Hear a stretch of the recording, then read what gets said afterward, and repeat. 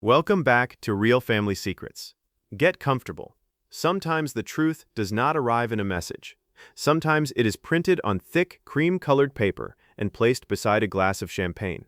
My wife told me she was working late. Then I found her name reserved at a charity gala table beside the man who used to be my business partner.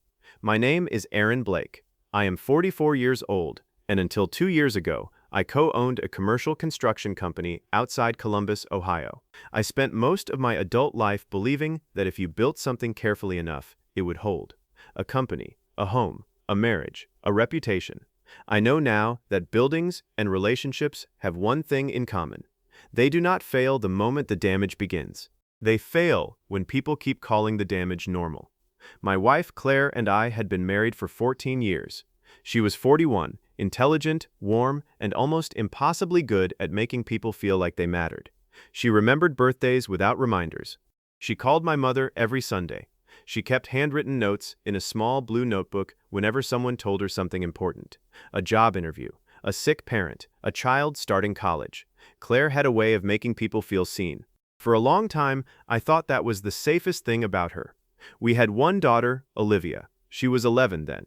She loved photography, hated math homework, and had recently decided that every living thing in our backyard needed to be documented. Birds, squirrels, the neighbor's old golden retriever. She had taken nearly 300 pictures of a single robin because, in her words, he was doing different emotions. I worked long hours, not because I wanted to avoid my family, at least not consciously. I worked because our company had been growing fast, and growth has a way of disguising itself as urgency. There is always one more call to take, one more subcontractor who needs an answer, one more delay that becomes your responsibility because you are the person who knows how to fix it. The company was called Blake and Hayes Construction. Nolan Hayes and I started it 15 years earlier with 2 pickup trucks, borrowed tools, and more confidence than experience. Nolan was the person who could walk into a room full of investors and make a half-finished idea sound inevitable. I was the person who made sure the concrete got poured, the permits got approved, and the numbers added up. For years, it worked. He brought in the work, I built it. Then, like a lot of partnerships, ours became difficult long before it became impossible. Nolan wanted bigger projects, bigger debt, bigger risks.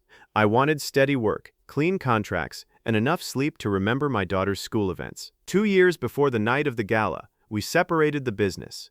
It was not explosive. No shouting, no courtroom speeches. We hired accountants, signed agreements, divided our clients, and went our separate ways. Nolan kept the development side of the business. I kept the construction operation, the crews, and the contracts that I could actually stand behind. We shook hands in a conference room after 12 years of partnership. Then we stopped speaking. Claire had always been polite to Nolan. Not close, not distant, just polite. She had attended company holiday parties. She had listened to his speeches. She had brought his wife flowers when their second child was born. The normal things people do when their lives have been tied together for years. After the business split, I assumed Nolan disappeared from both our lives. I never asked Claire whether she still heard from him. I did not think I needed to. That was one of the first mistakes I made.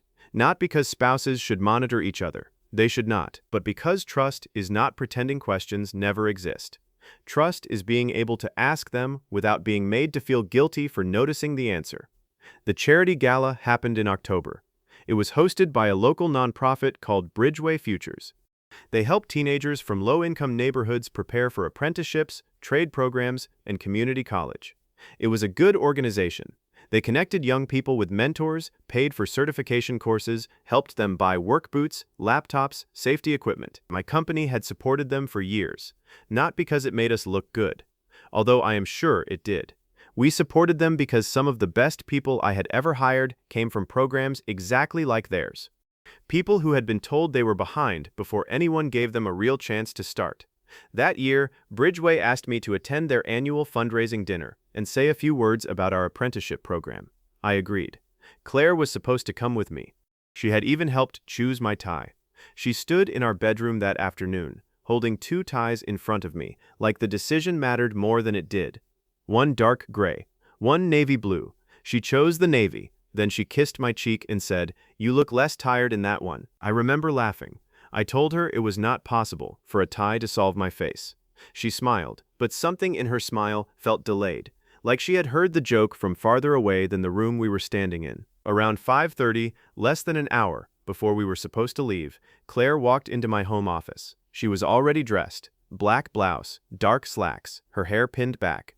"I can't make it tonight," she said. I looked up from my laptop. "What happened?" "A client issue," she said. "One of the museum donors is upset about a proposal. I have to meet with the director." Claire worked part-time as a development consultant for a small children's museum downtown. Her hours were flexible. Her work usually involved grant applications, donor events, and community partnerships. It was the kind of job she loved. She got to use her talent for remembering people, for making them feel important.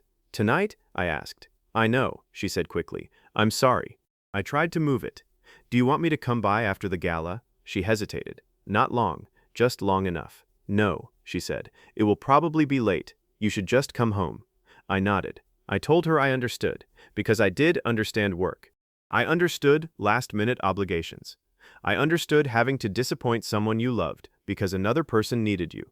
What I did not understand was why she had already put on the earrings she usually wore only to formal events. Small gold drop earrings. Nothing dramatic, but I had bought them for our 10th anniversary, and over the years I had learned exactly when Claire wore them.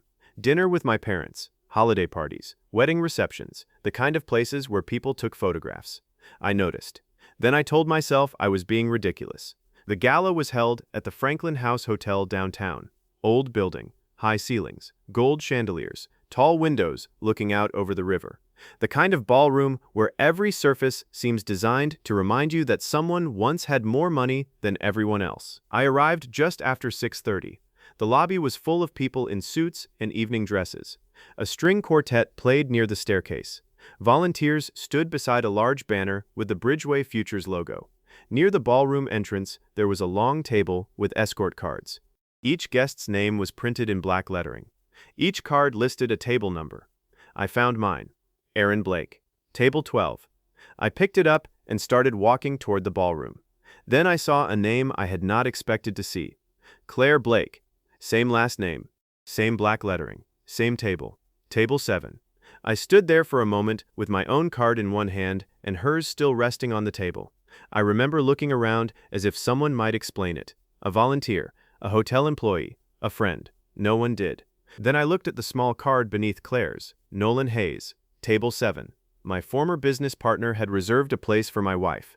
The first feeling was not rage. Rage came later. The first feeling was confusion so complete that I could not decide whether I was standing in the lobby or remembering a dream. I picked up Claire's card. The paper was thick. The edges were clean. The kind of card someone had paid a lot of money to have printed. I remember that detail because when your life changes in a second, your mind clings to stupid things. The weight of the card, the coldness of the marble floor, the violin player missing one note and correcting it immediately. I did not call Claire. I did not text her. I did not walk into the ballroom and demand an explanation. I put her card in my jacket pocket. Then I went inside. Table 12 was near the back. It was fine. I had sat at worse tables. From there, I could see most of the room without being seen by everyone in it. Table 7 was near the stage. Nolan had sponsored it. There was a small sign in the center with the name of his development company, Hayes Urban Partners. And beside the sign was Claire's empty chair. There were 8 places at the table. Nolan sat near the center, talking to a city council member. His suit was charcoal gray. His hair was more silver than I remembered. He looked exactly like the man who had once stood beside me in muddy boots at 6 in the morning, promising that someday we would not have to do everything ourselves. The program began. A student from Bridgeway spoke about finishing her welding certification. The executive director thanked donors. A local restaurant owner pledged money for scholarships. It should have been a good night. I should have felt proud. Instead, I kept looking at an empty chair. Around 7:15, while the first course was being served, I saw Claire enter through a side door.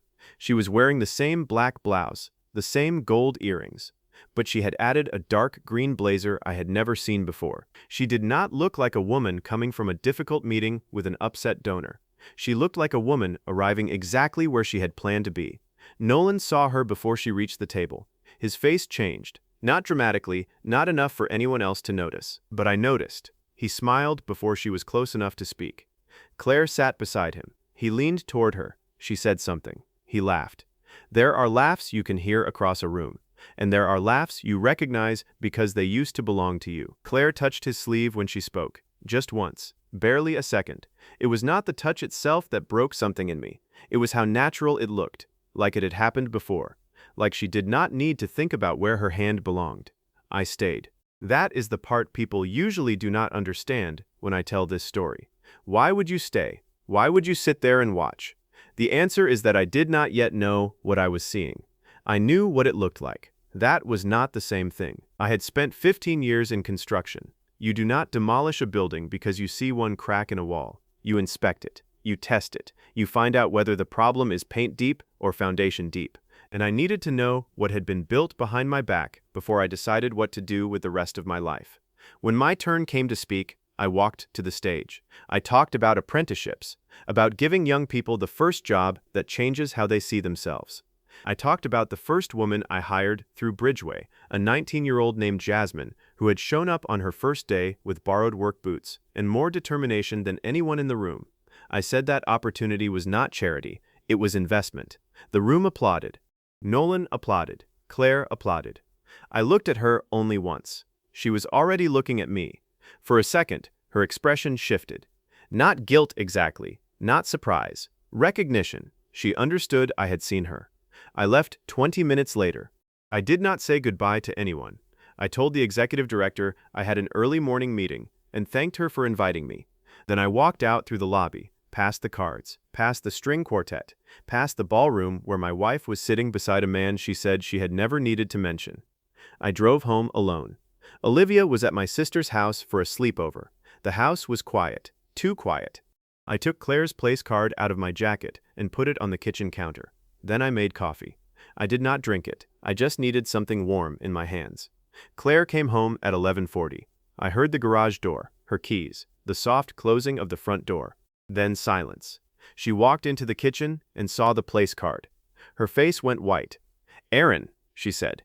"How was the donor meeting?" I asked. She looked at the card again, then at me. I can explain. It is strange how often people say that when they have already decided not to tell the truth. "Please do," I said. Claire pulled out a chair, but did not sit down. "It was not supposed to be like this. You said you were meeting a museum donor. I was supposed to be. Instead, you had a reserved seat at Nolan Hayes's table. He invited me. Why?" She looked down at her hands. "Because I have been helping him with a project." "What project?" "A community redevelopment proposal." "How long?" "A few months." "And you did not think that working privately with my former partner was something you should mention?" "It was not private at first." "At first?" Claire closed her eyes. "It started as consulting. He needed help preparing for community meetings. He said I was good with people, good at understanding what families wanted from a neighborhood. And then we started talking." "You were sitting beside him at a charity gala because you started talking?" "No." Her voice cracked. "Because it became more than that. There are moments when you expect pain to be loud, a plate breaking, a door slamming, a voice rising until it stops sounding like itself. But the worst moments are often quiet. Quiet enough that you can hear the refrigerator running. Quiet enough that you notice the kitchen clock needs a new battery. Quiet enough that you understand the person across from you has been living inside a truth you were never allowed to see." "How long?" I asked. "Since spring." 6 months. "Yes." "Did Olivia know?" "No, never." "Did you bring Nolan into our house?" "No." "Did you use our money?" "No."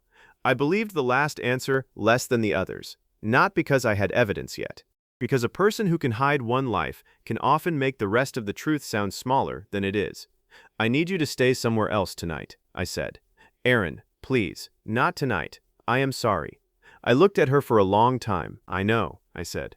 "But sorry is what you say after you tell someone the truth, not after they find it printed on a card." Claire packed a bag. She called her sister. She left before midnight, and when the door closed behind her, I stood in the hallway and realized something I had not expected. I did not feel relieved. I felt unemployed from my own life.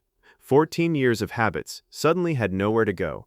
The coffee mug she always used, her shoes by the entryway, the blue notebook she kept on the kitchen shelf. The little things did not know we were over yet. The next morning, I called my attorney. Her name was Rebecca Monroe. She had helped me with the business separation from Nolan 2 years earlier. I told her what I knew, and I was careful to tell her what I did not know. I did not want revenge disguised as certainty. I wanted to make decisions based on facts. Rebecca listened. Then she said, "Do not access Claire's accounts, devices, or private messages. Do not follow her. Do not make accusations to Nolan or anyone connected to the charity." I was not planning to. "Good," she said. "Preserve what is already available to you. Your shared financial records, your own work files, the gala card. Then we can talk about protecting your personal and business interests appropriately." That was the word I held on to. Appropriately. Not dramatically, not cruelly, not impulsively. Appropriately. I reviewed the household accounts I already had access to. At first, I found nothing obvious. Grocery stores, utilities, Olivia's art supplies, the usual shape of a family life. Then I found 3 payments made to a company called Northline Community Strategies. They were not huge. $800, $1,200, $950. The payments were made from our joint checking account. I had never heard of Northline Community Strategies. I searched the name. It was a small consulting business. The registered owner was Claire Blake. My wife had started a consulting business, using our joint money, working with Nolan, and she had never mentioned it. I did not assume the payments were related to the affair. I did not have to assume. The invoices were in our shared cloud folder because Claire had used the family scanner to upload them. They listed one client, Hayes Urban Partners. The work was described as community engagement planning, neighborhood outreach, stakeholder mapping, event support. Normal words, professional words, the kind of words people use when they want something to sound clean. But one invoice included a date that I knew immediately. The night Claire told me she was attending Olivia's school fundraiser. I remembered because Olivia had been disappointed. Claire had promised to come.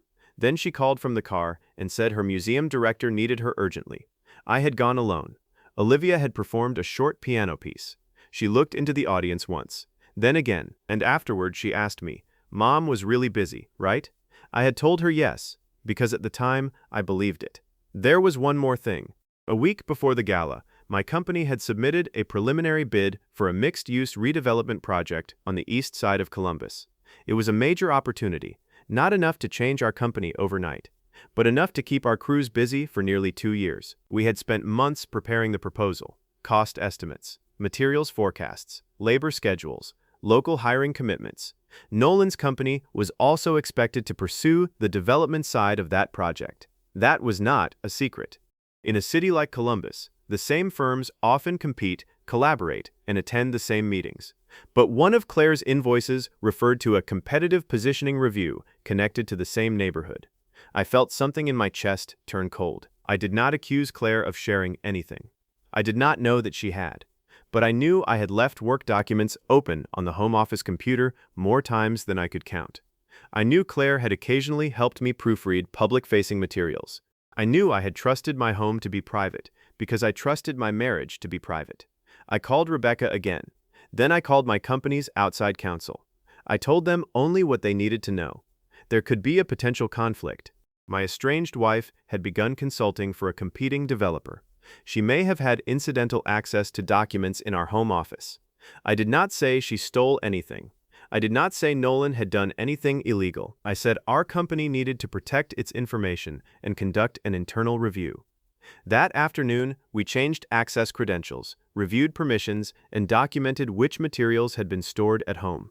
It was not dramatic. No alarms, no police, no one storming into an office. Just a team of adults doing the unglamorous work of protecting something that should have been protected from the beginning. Claire asked to meet 2 days later. We chose a quiet coffee shop near the river, public enough to stay calm, private enough to speak honestly. She arrived early.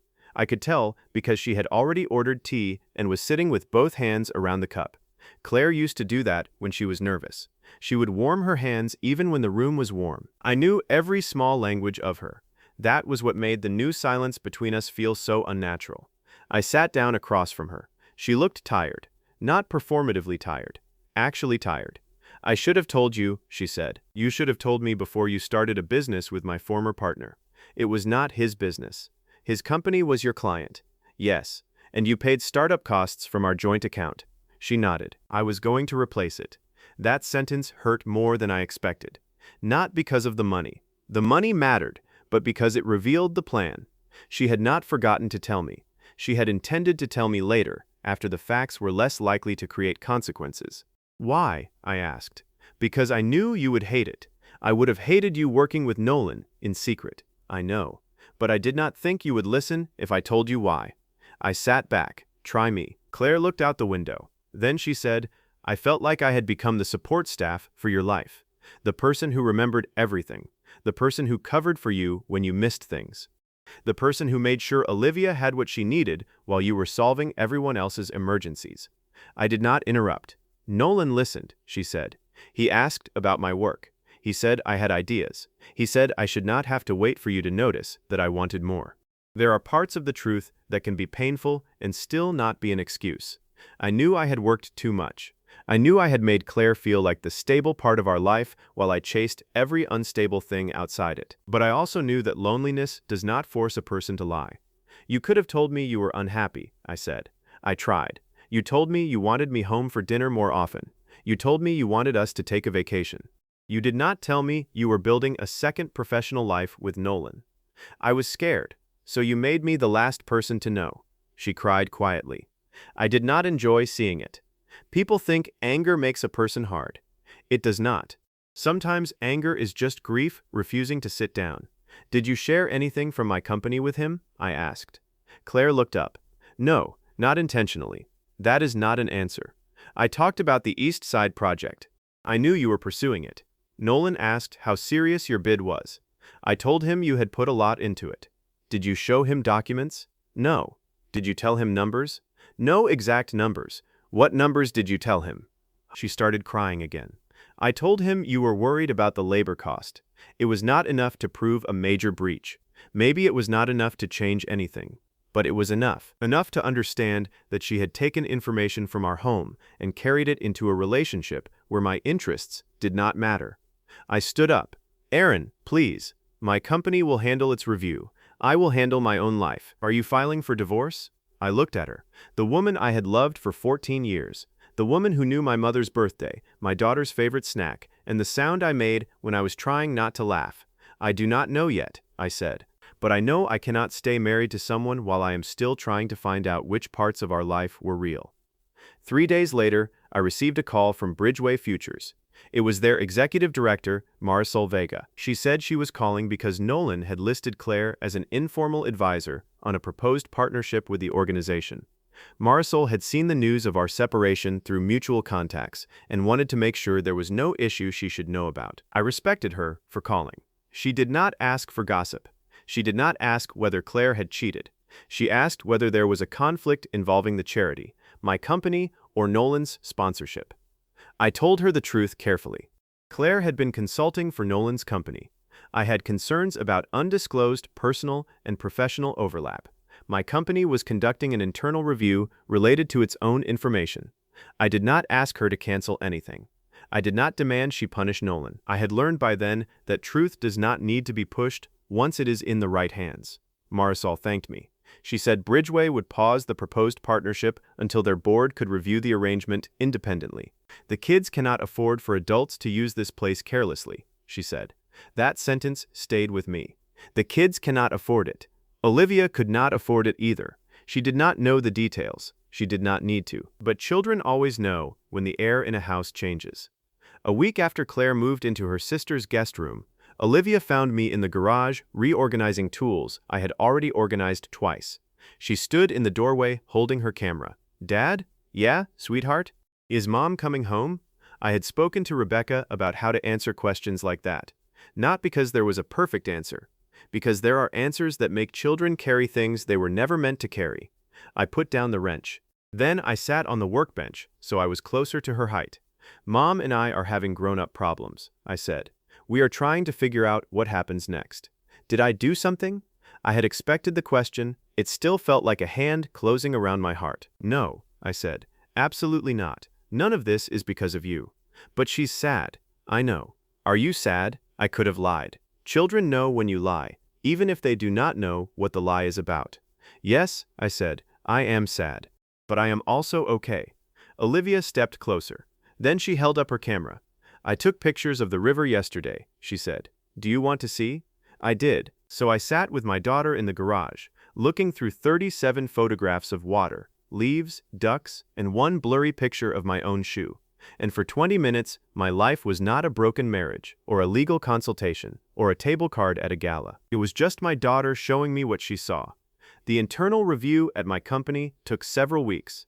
It found no evidence that confidential bid documents had been taken or copied. I was relieved, not because the situation was good, because it could have been worse. Still, our legal team recommended that I remove myself from certain discussions until the East Side proposal was complete. That was fair. Fairness was all I wanted by then. Not special treatment, not revenge. Nolan's company withdrew from the preliminary redevelopment process a month later. I do not know whether that decision came from his board, his attorneys, or his own conscience. I did not ask. Bridgeway Futures ended its discussions with Hayes Urban Partners. The charity continued its work with other donors. The apprenticeships continued. The students still got their work boots, training, and certification support. I was grateful for that, because adults should not be able to damage a place meant to give young people a better start. Claire and I began mediation months later. There were hard conversations about the house, about money, about Olivia's schedule, about what it means to remain respectful when the marriage that created your family is no longer intact. Some meetings felt cold, some felt unbearable, some felt almost normal, which was somehow the hardest part. Claire apologized more than once, and I believe she meant it. But an apology cannot become a bridge if only one person is willing to walk across it. I was no longer willing to carry both sides. We divorced the following summer. It was not a victory, it was paperwork, signatures, boxes, schedules, the slow dividing of objects that had once belonged to a shared future. The blue notebook went with Claire. The navy tie stayed with me. Olivia's photographs were copied twice. One set for my house, one set for hers. Nolan and I never spoke again. I used to imagine what I would say if I saw him. I imagined a perfect speech, cold, precise, unforgettable. But eventually, I stopped writing it in my head. Some people do not deserve the final word. Not because they are powerful, because they have already taken enough of your attention. A year after the gala, Bridgeway Futures held another fundraiser. I almost declined the invitation. The Franklin House Hotel still made my stomach tighten. Cream-colored escort cards still looked different to me. But Marisol called personally. She told me that 2 former Bridgeway students had completed apprenticeships with my company and wanted to speak about their first year in the trades. I could not say no to that, so I went. This time, Olivia came with me. She was 12. She wore a dark blue dress and carried her camera in a small black case. "I'm taking pictures of the room," she told me, "not people, unless they say it's okay." I told her that sounded like a good rule. Near the ballroom entrance, the escort cards were arranged exactly as they had been the year before. Names, tables, quiet pieces of paper that told people where they belonged. My hands felt cold for a moment. Then Olivia slipped her hand into mine. "What table are we?" she asked. I found our card. Aaron Blake and Olivia Blake, table 10. We walked into the ballroom together. I did not search for Claire. I did not search for Nolan. I did not search for an empty chair. I found our table. I pulled out Olivia's chair, and she sat down beside me. Later that evening, one of the Bridgeway students stood on stage and talked about his first day at a job site. He said he had been nervous. He said he thought everyone would see that he did not belong there. Then he said his supervisor looked at him and told him something simple. "You do not have to know everything today. You just have to be willing to learn what comes next." I sat there in that ballroom and thought about how many times I had been afraid to look at what came next. I had been afraid of the truth, afraid of losing the life I knew, afraid of admitting that hard work could not repair a marriage if honesty had already left it. But the truth did not destroy my life. It ended the version of my life that was already built on a lie. And after that, I got to build again. Not quickly, not perfectly, but honestly. That night, Olivia showed me one of the pictures she had taken. It was not of the stage, not of the donors, not of the chandelier or the river outside. It was a picture of our table. 2 glasses of water, a folded program, my hand resting beside hers. "I like this one," she said. "Me too," I told her. And for the first time since I had found Claire's name on that cream-colored card, I believed I was sitting exactly where I belonged. If this story moved you, Subscribe for more emotional stories about truth, family, boundaries, and starting over. And tell me in the comments, would you have confronted your spouse at the gala, or would you have waited until you had the full truth?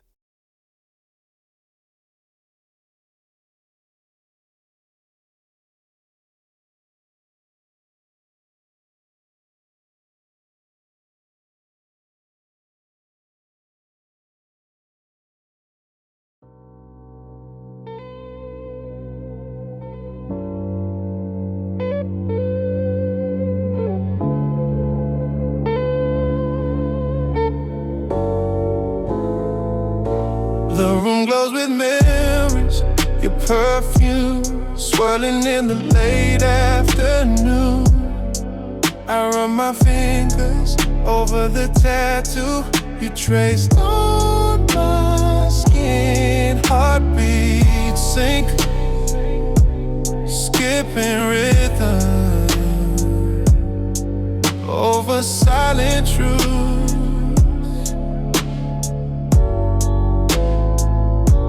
Your laughter spilled red wine on the carpet.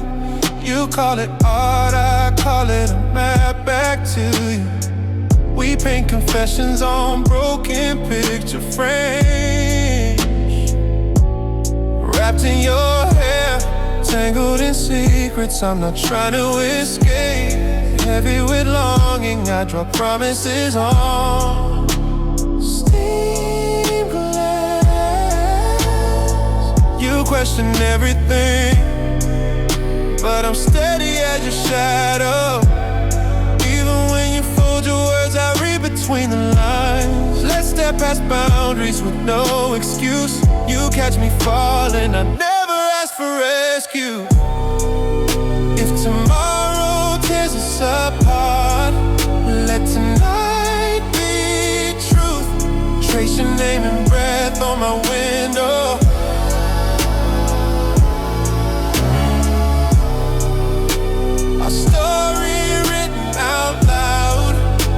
No silence left to hide. Every word, every mark is ours to keep.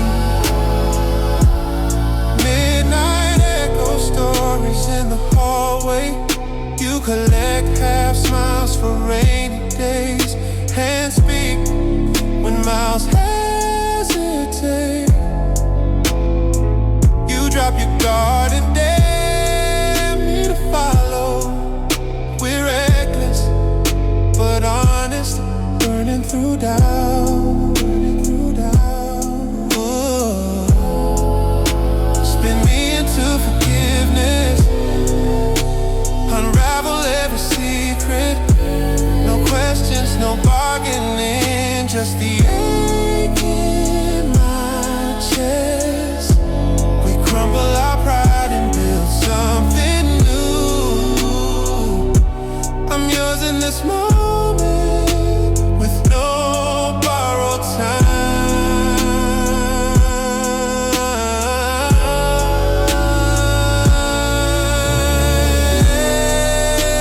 Tomorrow tears us apart, let tonight be truth.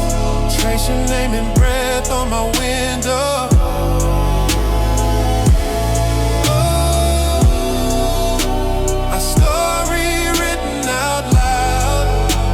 Silence left to hide. Let every word, every mark be ours to keep. Nothing borrowed, nothing left unsaid.